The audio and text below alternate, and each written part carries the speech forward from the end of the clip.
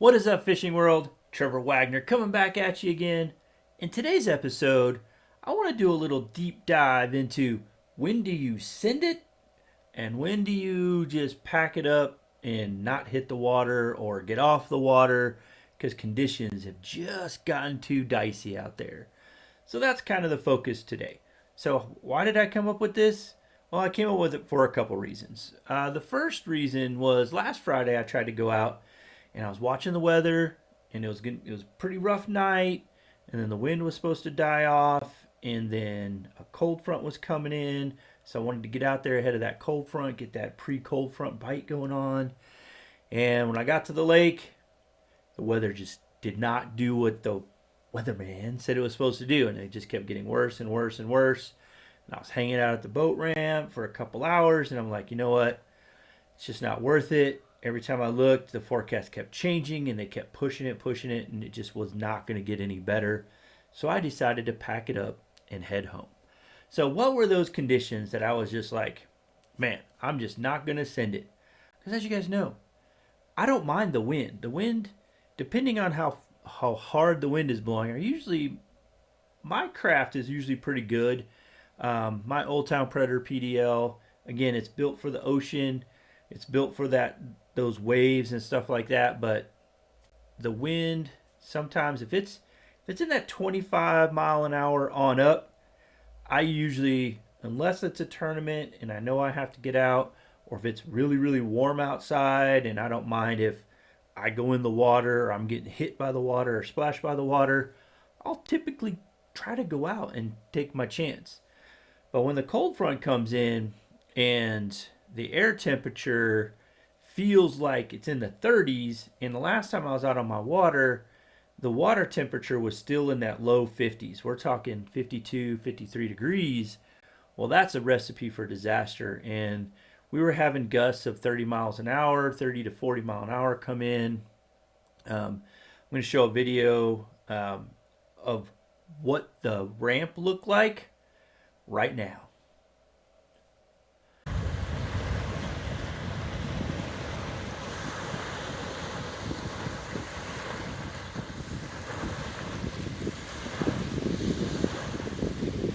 So as you can see, my wife looked at it and she was like, "Are you like? That looks like an ocean picture, with the waves crashing in." And it was pretty bad. And again, if it was warm outside and the water temperature was a lot warmer, I would have sent it. I would have went out and I would have been fishing. But the more I think about it, I am getting older, so I'm getting a little bit wiser. And so I was like, I'm just out here fun fishing. It's not a tournament. Outside of the KBF monthly challenge I'm in, I'm like, it's not worth me risking going out in those conditions and one, getting splashed and getting cold. But again, if something was to happen with the air temperature the way it was, the wind blowing that it was, dropping that wind chill way down, it just wasn't worth it. So again, when you're out there and you're fishing, what are those conditions that you look at that you just, man, you just got to really balance when to go, when to send it, and when to stay home. So for me, really it is temperature and a little bit of wind. Like I said, I'm in the Texas Panhandle, so we can have gusts from anywhere from 40 to 60 mile an hour gusts anytime that we're out. So that's when I'm like, okay, it's just way too windy. I can't go out. But again, if my wind speeds are 25 miles an hour or less, I'm usually sending it. I'm usually going out and I'm going to go fishing. However, when you take that wind and you take temperature into factor, then I really start not sending it and packing it up. Whenever I get those wind chills where they're in that freezing mark, below freezing, I'm typically not going to go out. I do not have a a dry suit that I could put on in those really cold weather. So if I did fall in, I'd be protected. Don't have that. There's been a lot of when we were at Gunnersville not too long ago. You know, there was people that had to get rescued by DNR, by Alabama DNR, because the wind got so bad and the waves were crashing in and their boat couldn't handle it. There's countless people getting flipped in kayaks. You keep hearing horror stories of people that are sending it when they really shouldn't have sent it. So, guys, we got to really think safety because, again, you got to think about your family, right? And I'm always talking about, it's faith, family, and fishing, right? You got to have God first. When you have God first, yes, you trust that He's going to protect you. You pray that He's going to watch over you. But guess what?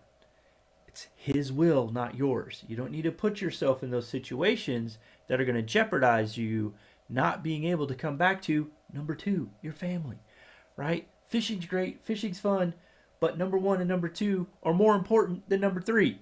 Okay, so you got to take care of God, you got to take care of your faith life, and then you got to take care of your family. And take care of your family is being there for your family.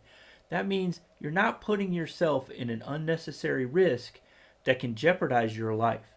And again, my kayak is great in the wind.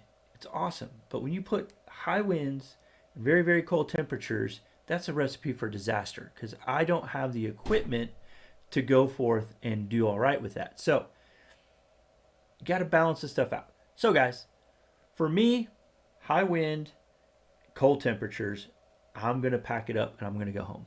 Now, wind, warm weather, warm water, I'm sending it. I'm going fishing. Because, again, I'm okay with getting wet. I'm okay with that if it's not that cold and I'm not going to get hypothermia and I'm not going to have to get out my dry clothes and put them on or risk not being able to go back and see my family. All right, guys, comment down below. I want to hear from you. When do you not send it? When are you packing it up and taking care of number two, which is your family, and being there for your family? Let me know down below. And, guys, if you can, safely, get out and fish and catch some bass. All right, guys, until next time, have a good one. Catch a whole bunch of fish.